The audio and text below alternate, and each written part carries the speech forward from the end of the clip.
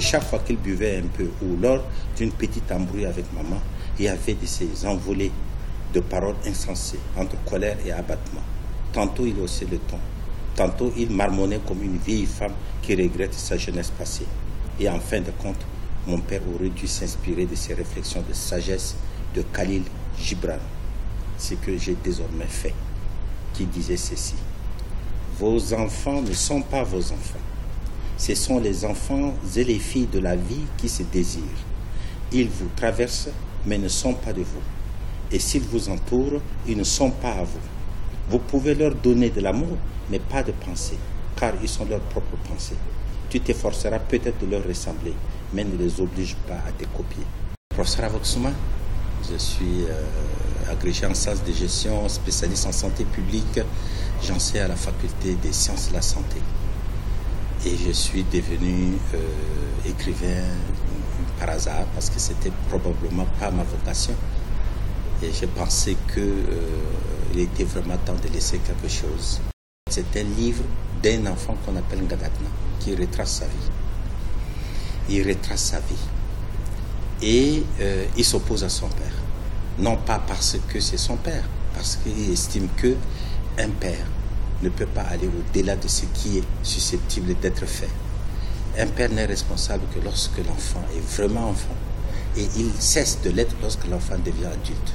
Et nous avons tendance en tant que père de croire que nos enfants vont nous ressembler, alors qu'en fait, ils sont eux-mêmes. Et ce livre est un livre de conflit, mais ce n'est pas un livre de conflit en tant que tel. On a l'impression que c'est un conflit de génération, mais en fait, chacun voulait jouer sa partition. Le père pensant bien faire et le fils pensant que son père faisait trop.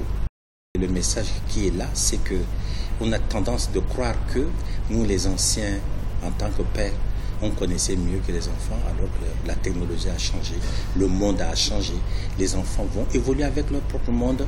Nous sommes au XXIe siècle et on pense que avec le développement des réseaux sociaux, avec le développement de la littérature, avec les voyages, les enfants ont leurs propres mots à dire par rapport à leur futur, et ils ont aussi leurs mots à dire par rapport à leur présent qui est constitué des parents. J'ai d'autres projets, j'ai 2 livres qui doivent sortir cette année même, peut-être dans un mois ou dans 2. Ce sont des romans. L'un qui va parler du passé. Le titre c'est « Si le passé t'oublie, oublie le passé ». Il ne faut pas s'agripper à un passé qui est déjà passé, parce que le propre d'un passé c'est d'être dépassé. Le deuxième livre va porter sur la mort, la façon dont la mort régit notre vie ici au Tchad. Et le titre est Même si mes yeux pleuraient, mes larmes ne couleraient pas. Donc ce sont 2 romans qui vont sortir dans un mois ou dans 2.